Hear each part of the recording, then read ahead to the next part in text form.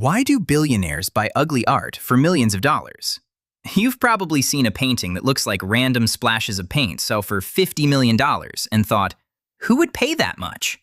A billionaire would. Not because they love art, but because it's a financial weapon.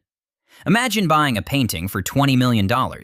A few years later, experts value it at $40 million. On paper, you've just doubled your money without selling anything. Now, here's where it gets interesting. Instead of selling the painting and paying taxes on the gain, you donate it to a museum. The museum gets a valuable artwork. You get a massive tax deduction based on its appraised value. The headlines call you a generous philanthropist. The museum wins. Your tax bill gets smaller. And all because of a painting most people wouldn't hang in their living room.